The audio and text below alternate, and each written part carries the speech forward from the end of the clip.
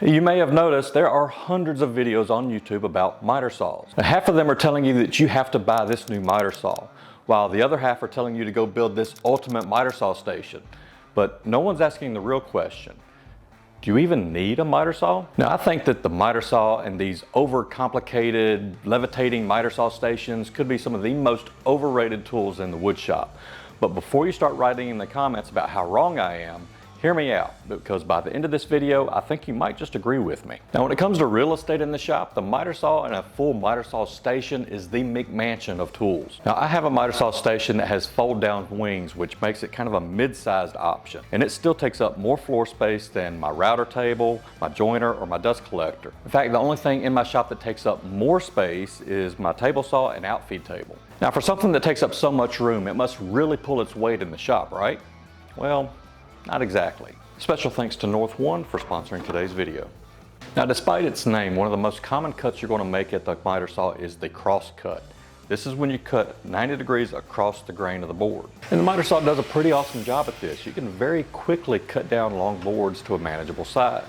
And you will very rarely work with boards at a full-size length, so it's usually best to do this as a first step in the project to get your boards down to rough size, leaving a little bit of extra material so that you can clean up later on. But there are other options for this. At the table saw, you can do cross cuts with the help of a miter gauge or a sled. However, I would not recommend cutting down rough lumber at the table saw, because rough lumber could be a little bit too unstable. It might shift and bind in the blade and could cause a dangerous kickback.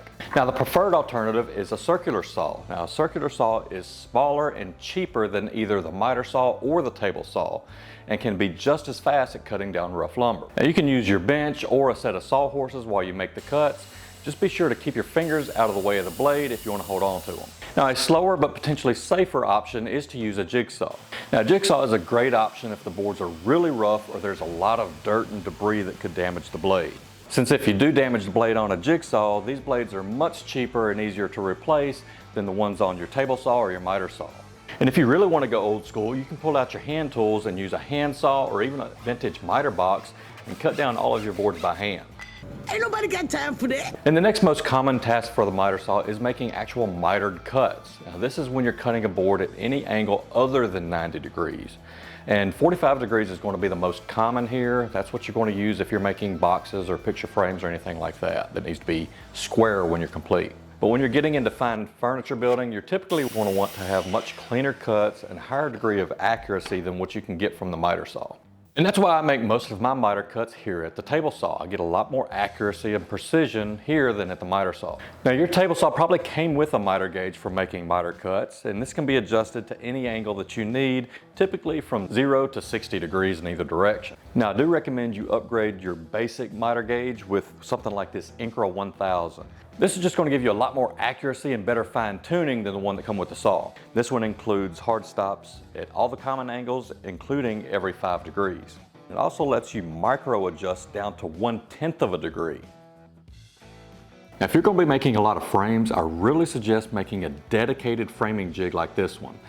Now, this jig is set up to where it runs in the miter slot of the table saw and is calibrated to make perfect 45-degree miters. Now, for much longer angled cuts, for like say tapered legs, you're never going to be able to get enough capacity out of a miter saw.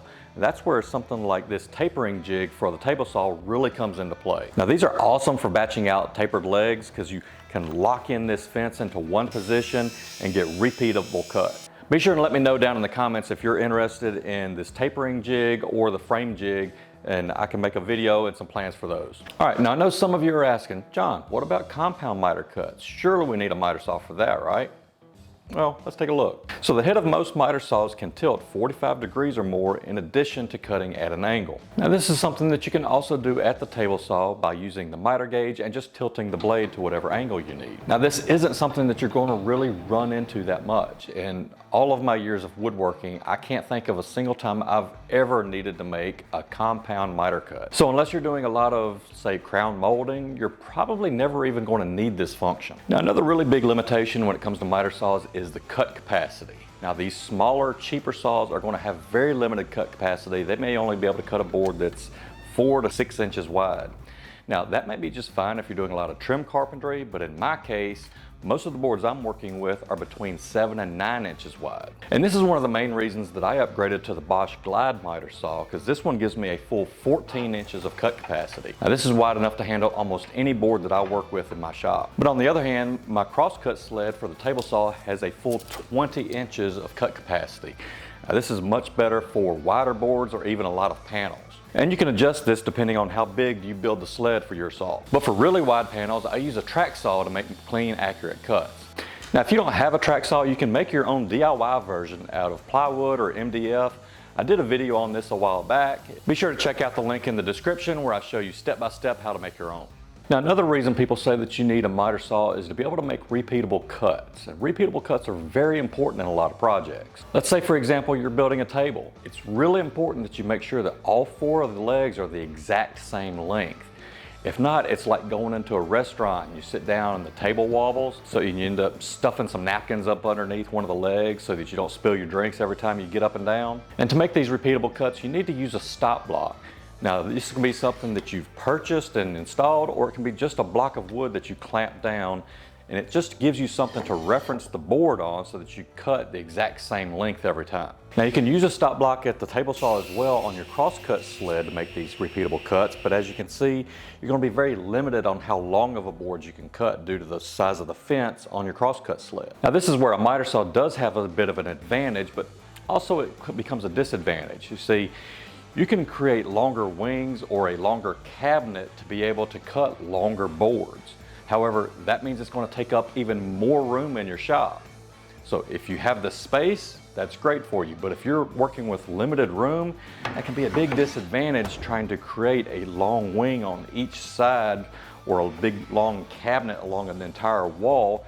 It's just going to take up so much room in your shop. And as we all know, if there's one thing we wish we had more of, besides more tools, it's more space. So something you can do here at the table saw when you need to make longer cuts on boards is gang your pieces together and clamp them together at the end where the end is flush. That way when you make the cut, you now have 2 pieces that are the exact same size. Okay, so I've given a lot of reasons not to have a miter saw and shown you a lot of tools and techniques that you can use in place of a miter saw. So who needs a miter saw? Well, if everything that I've shown you so far hasn't convinced you that you don't need one, then maybe you fall into one of these categories. So first off is the carpenter. If you're doing a lot of carpentry work where you're doing frames, you're doing crown molding, you're doing baseboards, then a miter saw is a very important tool to have in your arsenal, especially if you're going out to the job site. In that case, a portable miter saw is an absolute must-have in that case. Up next is the DIYer. If you're the type of person that just does the occasional small project and you're doing a few home repairs here and there, then a miter saw can be a great tool to have. You probably don't have and don't need a full table saw and a lot of other woodworking equipment, and the majority of your projects can be handled with the miter saw and a few other small hand tools. And next would be a high volume production shop. If you're producing a lot of furniture, then a miter saw station is something that's probably going to be used day in, day out, all day long, breaking down large stacks of materials and getting those to the other parts of the shop so that they can keep making furniture. Now, the next category of people that need a miter saw is one that a lot of us fall into, including myself, and this is more of a tool collector. Now, this is the type of person that just loves going out and buying new tools and has to have one of absolutely everything. And if you fall into that category, then you need to